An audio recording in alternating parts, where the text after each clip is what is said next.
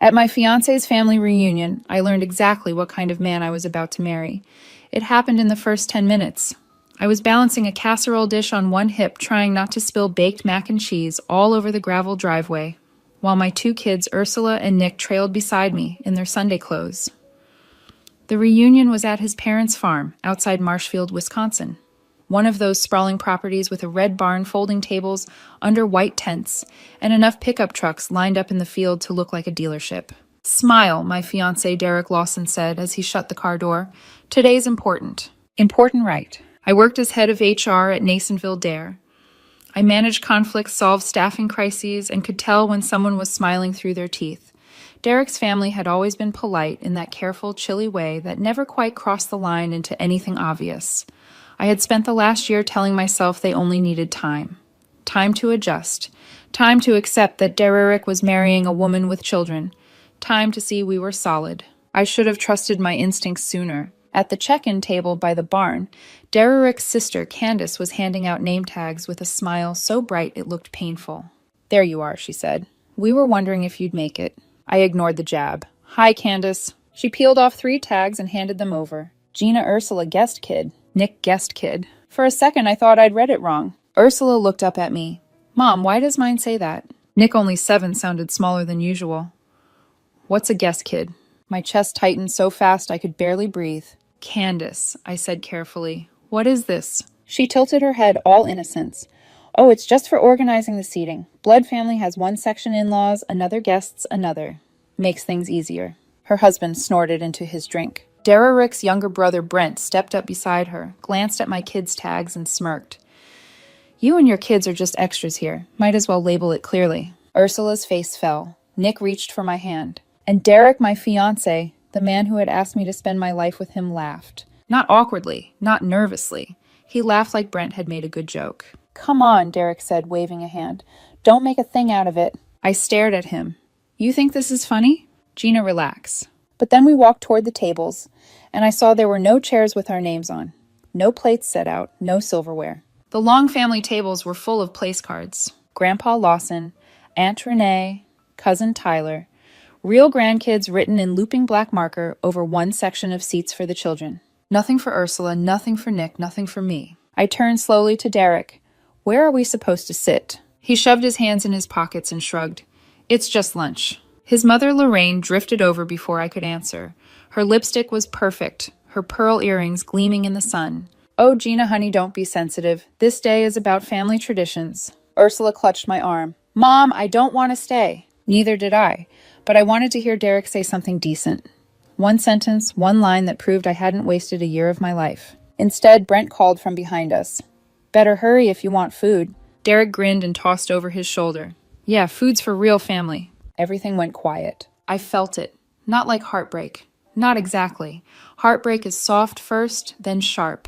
This was clarity, cold and complete. I looked at Derek, really looked at him, at the amused twist of his mouth, at the total absence of shame in his face, at the way my children were standing there humiliated. And he still thought he was the injured party because I wasn't smiling. I set the casserole dish down on the nearest table. Then I slid my engagement ring off my finger. Derek blinked.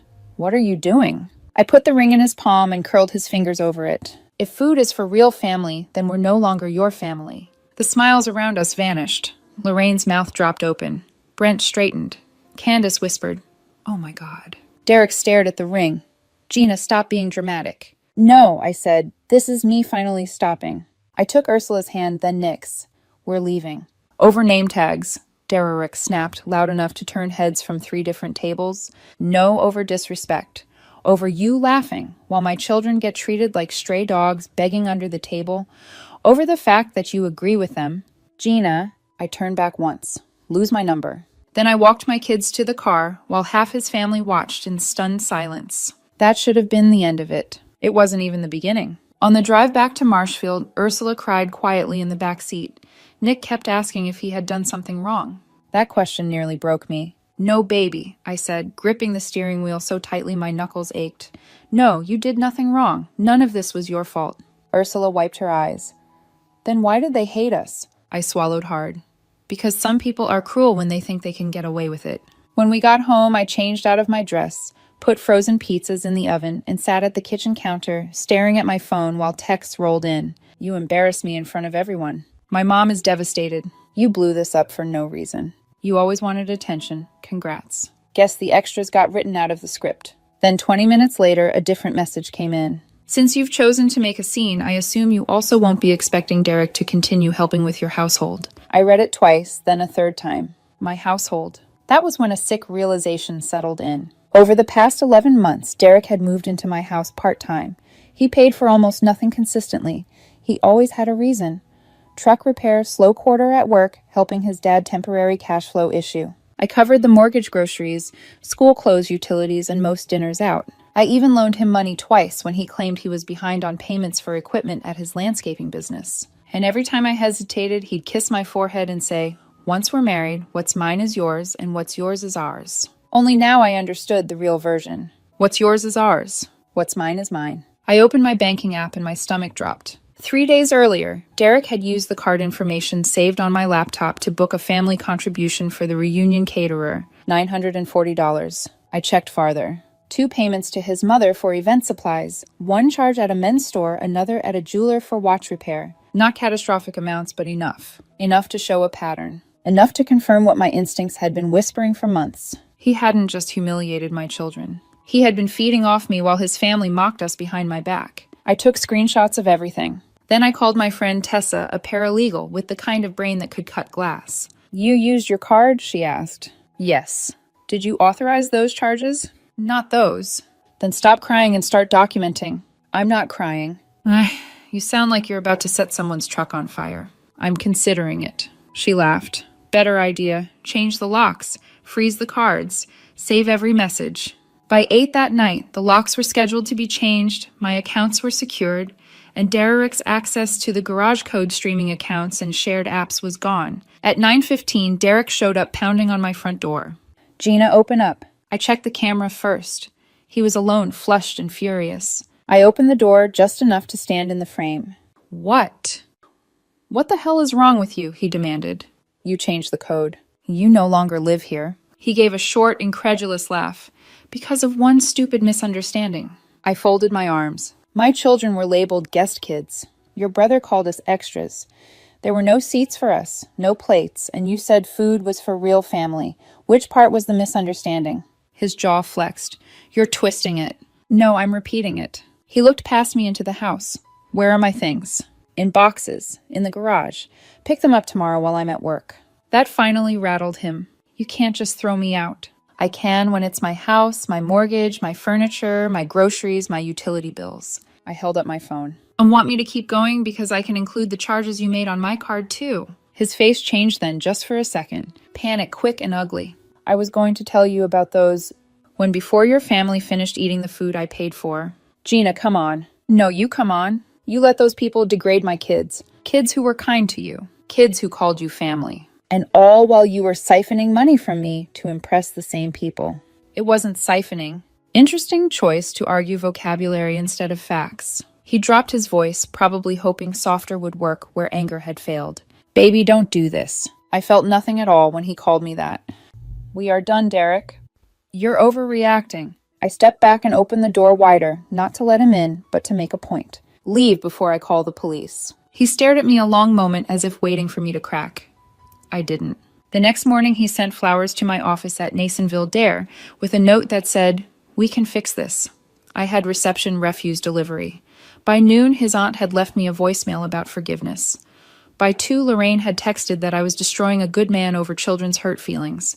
By 4, Brent had posted a vague Facebook status about women who trap men with baggage and can't handle jokes. That one made me smile because Brent had forgotten I worked in HR, and people in small Wisconsin communities love screenshots. I never posted anything public. I didn't need to. I simply sent a calm email to Derek, copying him and only him with a full itemized list of unauthorized charges, copies of messages from his family, and a deadline to repay the money before I filed a police report and small claims case. At the end, I added one sentence. "Well, you taught my children they were guests. Now learn what it feels like not to belong." He called 6 times in 12 minutes. I did not answer. He paid back every cent by the end of the week. Then came the part none of them expected. 2 Sundays later, Lorraine hosted another family dinner. Not because she wanted peace, but because she thought she could shame me into silence. She invited me through Derek, saying it was time to be adults. I almost didn't go. Then Ursula said, "Are we going there?" I knelt in front of her. "Only if you want me to." She shook her head. Nick did too. That decided it. I sent Derek one reply. "I'll come alone." When I arrived, the Lawsons were all there. Lorraine and her husband, Candace Brent, 2 aunts, Derek in a button-down, looking tired and hopeful.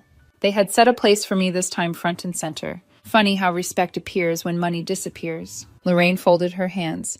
"Gina, we all said things in the heat of the moment." "In the heat of the moment," I repeated. "You printed name tags." No one spoke. Brent muttered, "It was supposed to be funny." I turned to him. Humiliation usually is for the people doing it. Derek leaned forward. "Can we please move past this?" "No." His face hardened. "Then why are you here?" I looked around the table. "Because I wanted to say this where everyone could hear me." "You didn't reject me that day. You rejected 2 children who had done nothing but try to be accepted. You treated them like props in your family performance. And you," I looked straight at Derek, "proved you were willing to let them be hurt as long as your relatives laughed." Lorraine inhaled sharply. Candace stared at her plate. "I spent a year making excuses for all of you. I thought kindness would earn me a place here. I thought patience would turn into respect. But people who need to label children as guest kids are not confused. They are deliberate." Derek rubbed a hand over his mouth. "What do you want from us?" "Nothing." I stood. "That's the whole point." He stood too. "Gina, please." There it was at last, the crack in his voice, the fear, the realization that he had miscalculated. "My kids are not extras, and any man who sees them that way does not get access to us." I took my purse from the back of the chair. Lorraine whispered, "You're really ending this." I met her eyes. "You ended it at the check-in table." I walked out without touching the food. After that, life got quieter. Not instantly. There were still texts, still apologies that sounded more like negotiations. Derek sent a long email about therapy, stress, family pressure, how he had frozen in the moment. Brent blocked me after I sent him a screenshot of his own message. Candace tried to reach out through mutual acquaintances. I ignored all of it. I threw myself into work. At Masonville Dairy, we were restructuring departments, and for the first time in months, I had energy left at the end of the day. I took Ursula and Nick to weekend breakfast, to a movie in Wausau, to the little bookstore downtown, where Nick always left with something about dinosaurs, and Ursula pretended not to want poetry until I bought it for her anyway. The change in them was subtle, then enormous. Nick stopped asking if he had done something wrong. Ursula stopped going silent every time Derek's name came up. One night, as I tucked her in, she looked at me and said, "I'm glad you took us away."